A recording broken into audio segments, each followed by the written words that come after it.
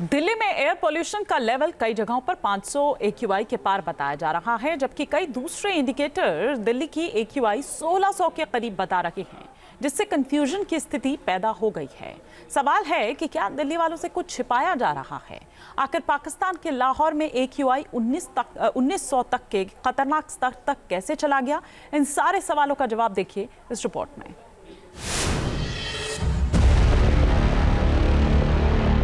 दोपहर के टाइम तो बहुत ही ज़्यादा प्रदूषण हो जाता है, आंखों में जलन भी होती है, सांस लेने में थोड़ी सी दिक्कत आती है। तो इसलिए मैं तो सबको बोलूँगा मास्क पहनो। राजधानी दिल्ली में सांसों पर संकट, एयर पॉल्यूशन की समस्या विकट। घने कोहरे की चपेट में आई दिल्ली में हवा की क्वालिटी कुछ इलाकों में 500 AQI के खतरनाक स्तर तक पहुंच चुकी है, जो आंकड़ा हवा की गुणवत्ता माप की आखिरी सीमा है। दिल्ली में कर्तव्य पथ का हाल तो यह है कि अमूमन साफ नजर आने वाले इंडिया गेट और राष्ट्रपति भवन तक कुछ ही दूरी से नहीं दिख रहे।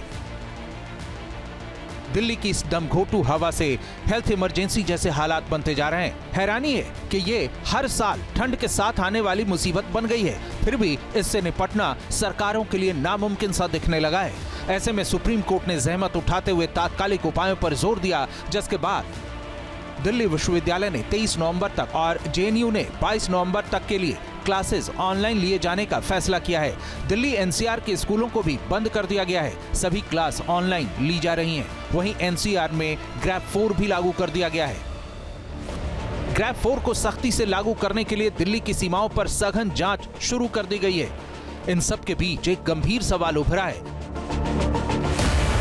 कि ये दिल्ली में 500 AQI वाले एयर पॉल्यूशन की मार है या 1600 AQI वाली खतरनाक हवा का जिंदगी से खिलवाड़ है। खड़े हो रहे हैं CPCB पर सवाल इसलिए खड़े हो रहे हैं क्योंकि जो आंकड़े CPCB पेश कर रही है, जिसमें वो PM 2.5 और PM 10 के नंबर्स शो कर रही है, वो 500 के ऊपर जाते ही नहीं हैं।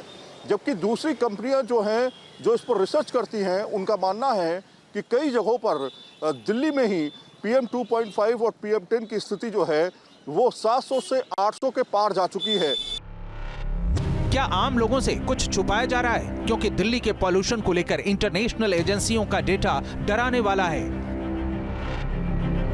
IQ एयर जैसे अंतर्राष्ट्रीय ऐप सोमवार दोपहर को 1600 से ज्यादा AQI रीडिंग दिखा रहे थे। ऐसे में सवाल उठ रहा है कि दोनों आंकड़ों में से कौन सा सही है। भारतीय विशेषज्ञों ने जब एयर पॉल्यूशन मापने के लिए इंडेक्स तैयार किया तो ये महसूस किया गया कि 500 से ऊपर AQI नहीं हो सकता। दरअसल भारत में एयर क्वालिटी मापने का AQI मॉडल बेस्ड कैलकुलेशन है, जबकि अमेरिका समेत कुछ दूसरे देश सेंसर आधारित IQ एयर पैमाना अपनाते हैं। भारतीय और अमेरिकी पैमाने AQI की गणना के लिए अलग अलग फॉर्मूले का उपयोग करते हैं, इसलिए दोनों एक जैसी क्वालिटी इनपुट के लिए अलग अलग स्कोर देते हैं। भारतीय और अंतर्राष्ट्रीय एजेंसी दोनों अपनी अपनी जगह सही हैं।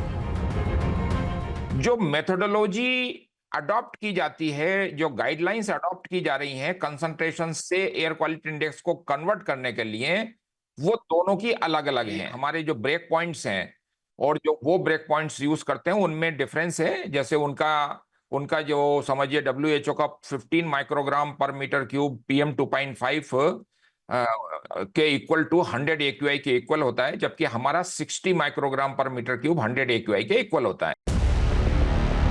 ऐसे पैमानों की वजह से पिछले दिनों पाकिस्तान के लाहौर और मुल्तान में AQI 1900 के पार बताया गया, जिससे वहां लॉकडाउन जैसे हालात हो गए। भारत में सोमवार को जब सुप्रीम कोर्ट में पॉल्यूशन के मुद्दे पर सुनवाई चल रही थी, तब कोर्ट रूम का AQI दूसरे पैमाने के तहत 900 था। हालांकि इतना तय है कि दोनों इंडेक्स हवा की सबसे खराब क्वालिटी ही बता रहे थे। इन मानकों को देखकर आपके मन में भी सवाल होगा कि एयर पॉल्यूशन आखिर कैसे मापा जाता है, डेटा कहां से आता है?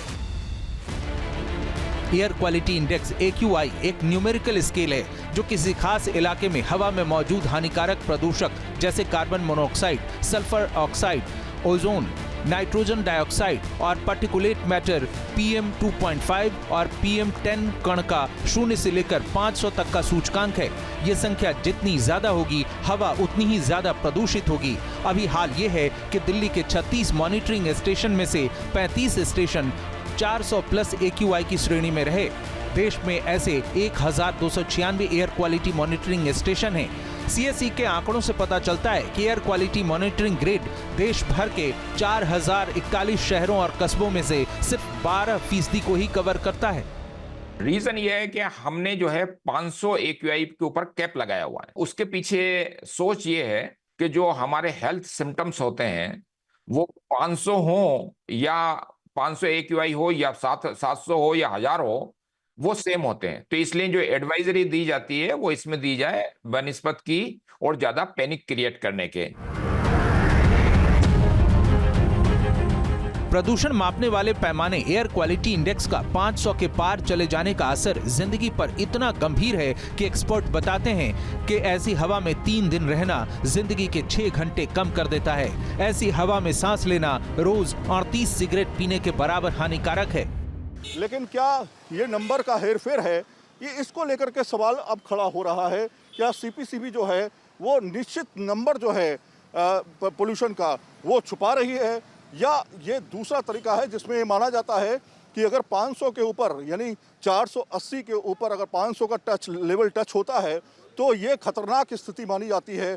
इसलिए उसके ऊपर कितने भी नंबर हों वो सिचुएशन काफ़ी ज़्यादा ख़राब मानी जाती है, इसलिए वो नंबर शो नहीं किए जाते हैं। यानी 500 का लेवल ही खतरनाक लेवल है। वीडियो जर्नलिस्ट सुमित कुमार के साथ Syed Aamir Hussain, news nation, CPCB office, Delhi.